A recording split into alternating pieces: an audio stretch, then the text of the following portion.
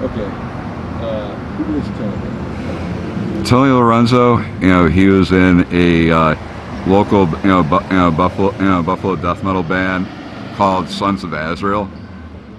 And Sons of Azrael, was one of those bands that came about, when the scene was at a low point, and they took the scene by storm.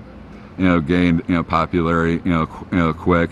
They were eventually doing weekend runs here and there. Tony was their lead guitar player, and the riffs that he would spill out, you're just like standing there like and all like, what the heck. Tony, he was a very like like person that would not hesitate to like talk to you. But if a band wasn't totally, I don't want to say right, but he wouldn't hesitate to tell them exactly what he thought. And Tony, he, I don't know, he was just like one of those guys. And a number years ago, there we had a tribute show for Tony after he had passed. Bands that Tony was involved with in one form or another, and it was a big surprise for everybody, and it was very emotional. Not just for the crowd, but for the band itself. Sons of Azrael played one last time. What's that? That was at the waiting room in Buffalo, New York, and nobody was really expecting Sons to play. But once you heard that intro music, it just sent chills chills up my spine, and it's like I couldn't hold back the tears.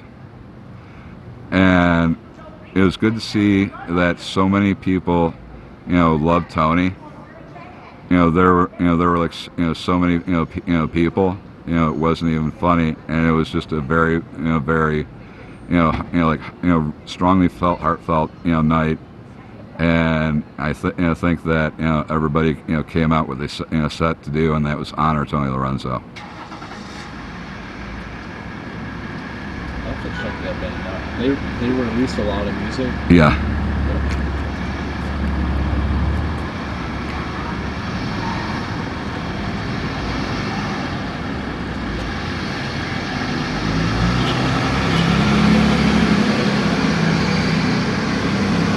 So I only talked to James once, and it was actually like, I think one of the last, like, I don't know, maybe like 4 months ago. He was really nice. Mm-hmm. I guess describe James,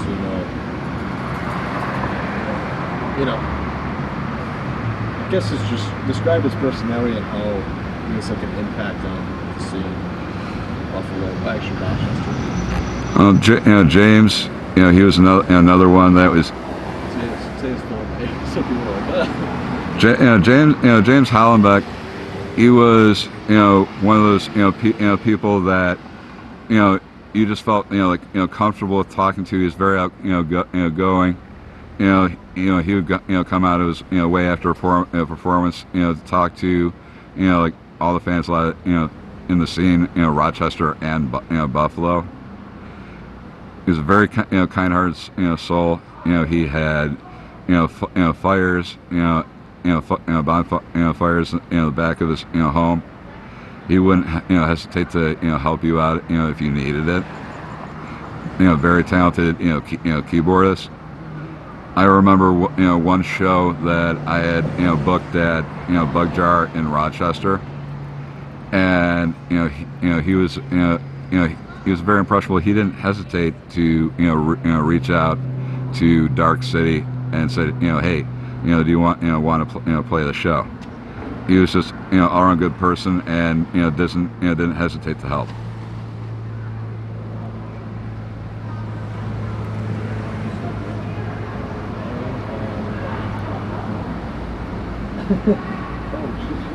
Oh, I got it.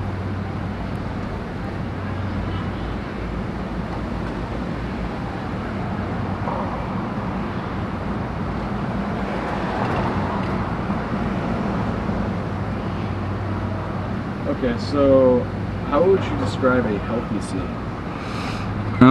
Healthy scene, to me are a decent amount of bands that are active and about the music, about what they do.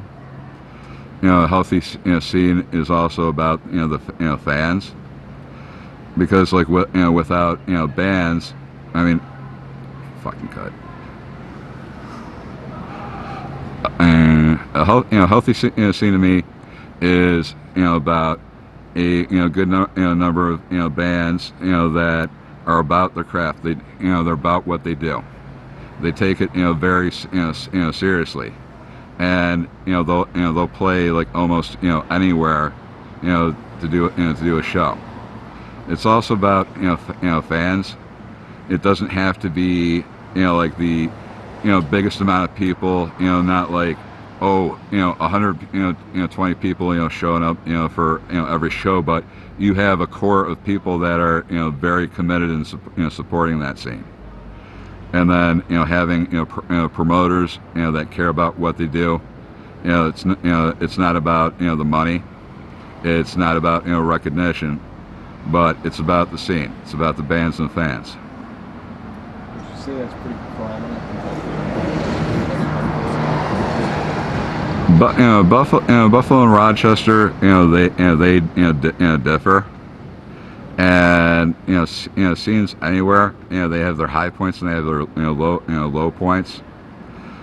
I would honestly say that Buffalo and Rochester do in their own right have a healthy scene, and now what we're seeing slowly but surely is a influx of new fans that at least I've never seen before. Like at the Rage Fest 2022 that I just promoted not that long ago, there were like a good amount of fans that I had never seen before. So that's also part of a healthy scene. Alright, so we have two more here. What are some personality traits you feel are pretty abundant in the scene? Maybe bring up the youth getting involved, characteristic traits of like more people getting involved, like their personalities. Well, youth, they're very hungry. Youth, they're willing to try out something new. Whereas vice, maybe people have been around a long time and they've gotten their set ways and their tastes and their own personal preference. The youth will go out and try anything they can at least once. So give me an example of like that here. Like maybe like a show that you thought wasn't gonna. I guess give me a story where that comes to play. Where like you didn't expect anything to happen and then it blew up. Where I didn't like expect too much out of it, was Rage Fest 1.